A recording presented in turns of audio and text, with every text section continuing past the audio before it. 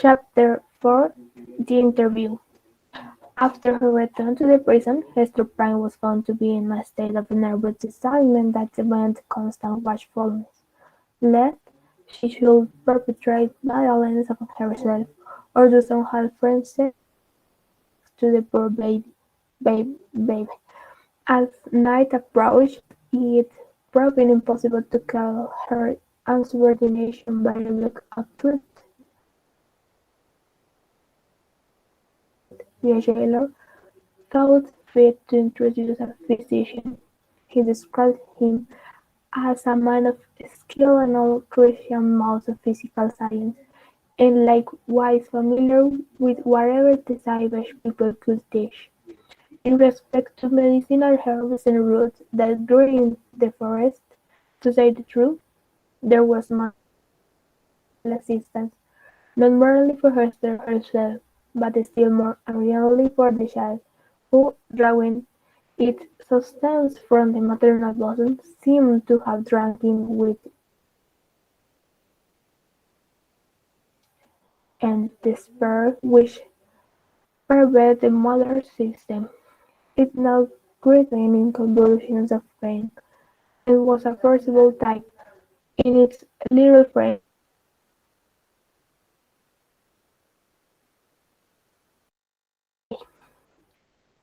closely following the jailer into the dismal apartment, appeared that individual, of singular aspect, whose presence in the crowd had been of such deep interest to the wearer of the scarlet letter. He was lodged in the prison, not as suspected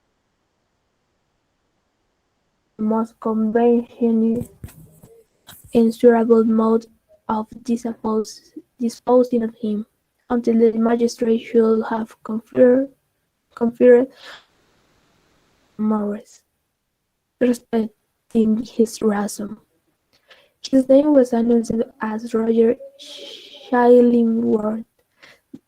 The jailer, after ushering him into the room, remained a moment, marvelling at the comparative quiet that followed his entrance, for Hester Prynne had immediately become as still as death, and continued to moan. "Pretty friend, leave me alone with my patient," said the practitioner. "Trust me, good jailer, you shall briefly have peace in your house. Hereafter be more amenable to just authority than you may have found heretofore. Nay, if your worship can accommodate Master Brackett, and I shall own you for a man of skill indeed."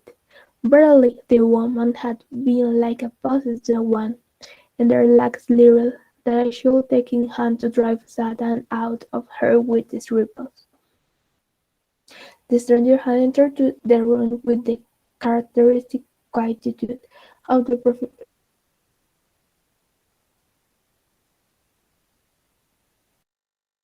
when the withdrawal of the prison keeper had left him face to face with the woman, whose absorbing notice of him, in the crowd, had intimidated too close a relation between himself and her. His first care was given to the child, whose cries ended as she lay made it of peremptory necessity to postpone all other business to the task of soothing her. He examined he examined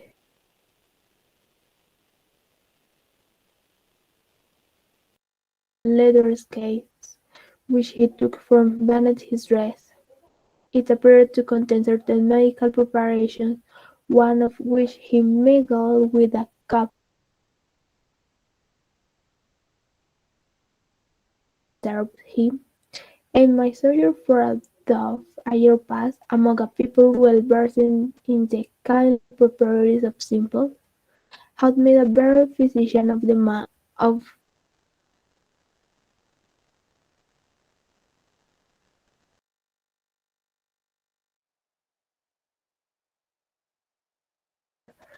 administer this draught, therefore, with thine own hand. Hester repelled the fair medicine, at the same time gazing with "Avenge thyself on the innocent babe," whispered she. "Foolish woman," responded the physician, half coldly, half soothingly, "what should ail me to harm this misbegotten and miserable babe? The medicine is poured for good, and were it my child, yea, mine own, as well as thine, it could do no better for it." As she still hesitated, being, in fact, in no reasonable state of mind, she took it soon proved its efficacy and redeemed the alleged pledges. The moan of the little patient subsided and its convulsive ecstasy gradually ceasing.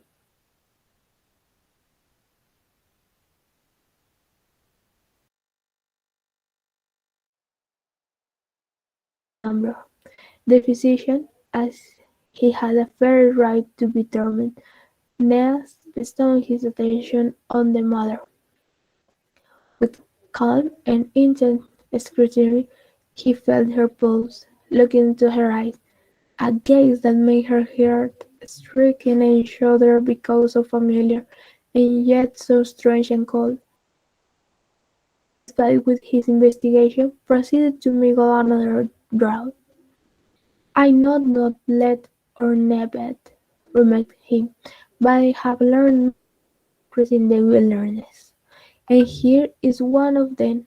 I received an Indian taught me, in requital of some lessons of my own, that were as old as Paracelsus. Drink it. It may be less something than a stillness conscience that I cannot give thee, but it will calm the swell and have enough diversion, like oil thrown on the waves of tempest-tossed sea."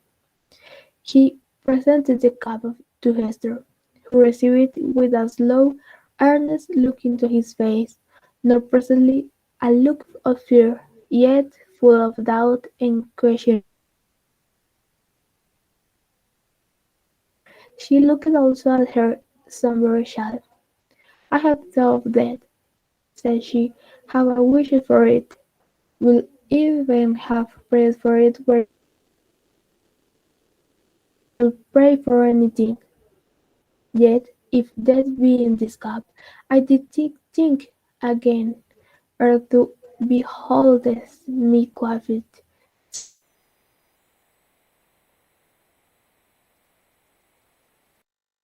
The same cold compels you.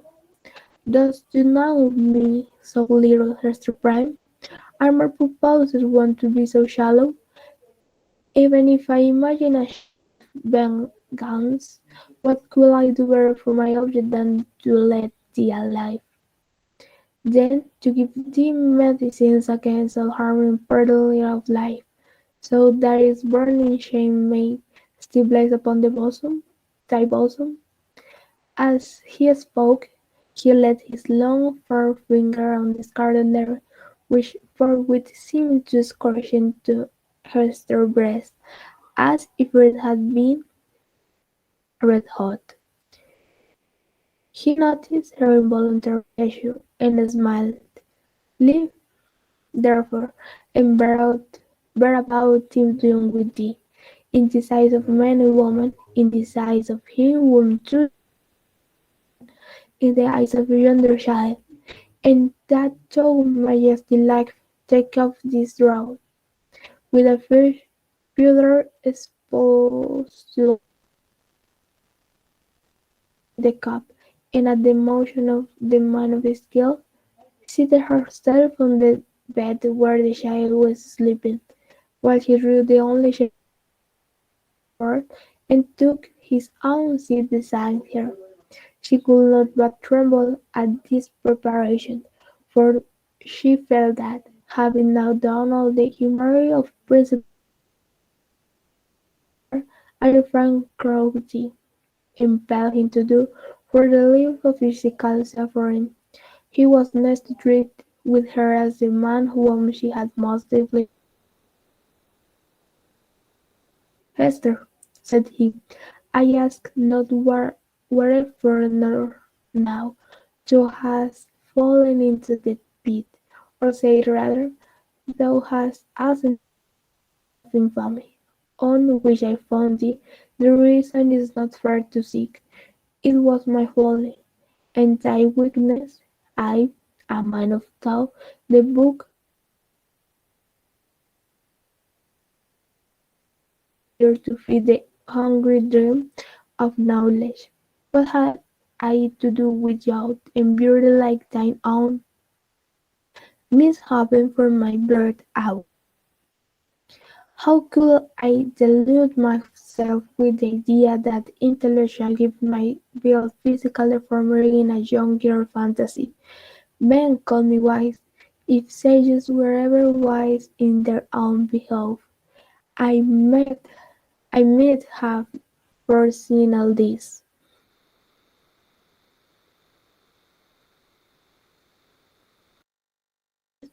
I rose and entered this settlement of Christian men. The very first object to meet my eyes will be himself Hester Prynne, standing up, a statue of ignominy.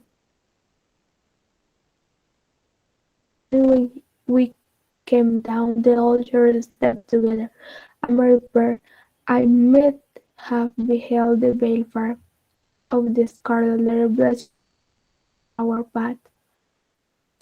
"Due northwest," said Hester. For depressed as she was, she could not endure this last quiet stab at the token of her shame. "Due northwest that I may be frank with thee. I felt no love, no feigned any." "True," replied he, "it was my folly, I have said it, but I believe in vain, the world hath been so cheerless. My heart was a habitation large enough for many guests, but lonely and child, and without a household far.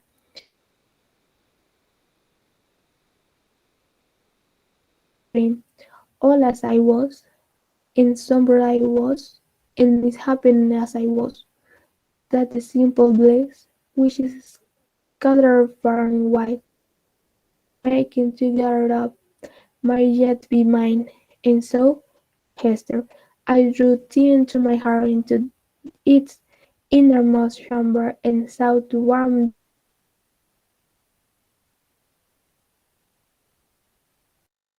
with my love. I grounded thee, marveled Hester. "We have grown each other," answered he. "Mine was the first wrong, when I betrayed thee.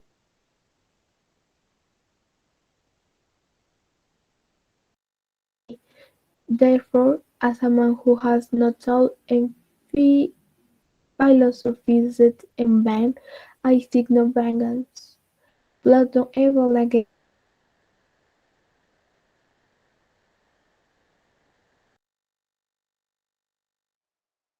Thou hast grown up as bad. Who is he?" "Ask me not," replied Hester Prynne, looking firmly into his face, "that thou shalt never know. Never sayest self-relating intelligence. Never know him. Believe me, Hester, there are few things, whether in the outward world, or to certain depth in the invisible few things hidden from the man who devotes himself earnestly and unreservedly to the solution of a mystery. Thou mayest cover up thy secret from the brilliant multitude. Thou mayest conceal it, too, from the ministers and magistrates, even as thou didst this day, when they sought to crush the thy heart, and give thee a partner of thy pedestal. But, as for me, I come to the anguish with other senses that they possess. I shall seek this man, as I have sought through books, as I have sought gold in alchemy. There is a sympathy that will make I shall see him tremble. I shall fix myself shoulders only and onwards. Sooner or later he must needs be mine. The eyes of too intensely upon her, that Hester Prynne clasped her hands over her heart, dreading lest he should read the secret there at once. "You will not reveal him? Not the less he is mine," resumed he, with a look of confidence, as if his destiny were at one with him. "He bears no letter of infamy grown into his spirit on his heart. Yet fear not for him. Think not that I shall interfere with Heaven's own method of retribution, or to my own laws. Betray him, ne'er do so imagine that I shall contribute aught against his life, no, nor against his fame, if, as I judge, he be a man of fair repute. Let him live, let him hide himself in outward honour, if he may, not the less he shall be mine.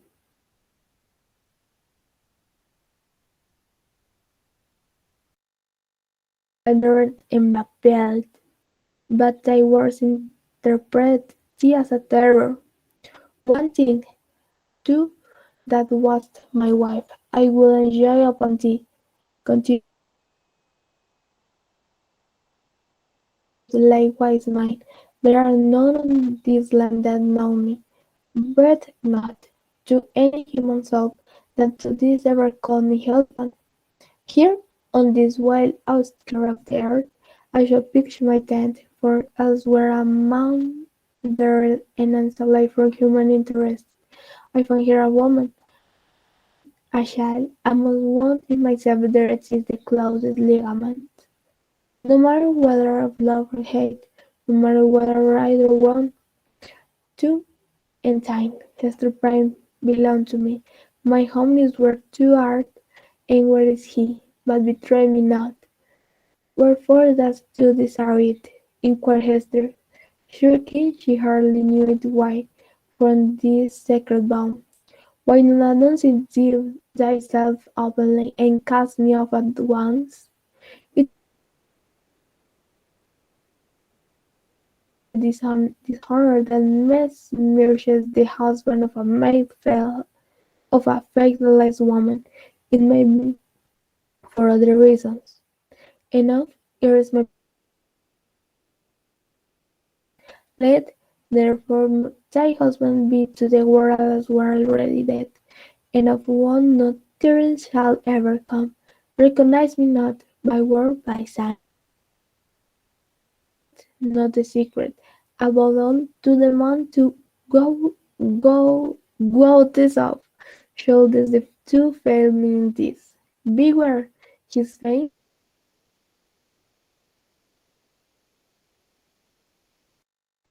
I will keep this secret as I had his, said Hester. Swear it, rejoined he, and she took the oath. And now, Mistress Prime, said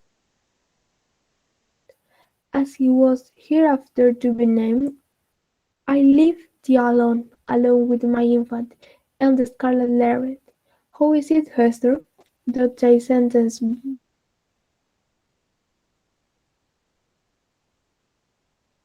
of nightmares and hideous dreams? Why dost thou smile so at me? inquired Hester, troubled at the expression of his eyes. Art thou like the black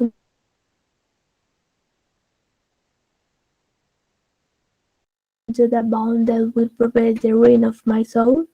Not thy soul, he answered, with another smile. No, not thine.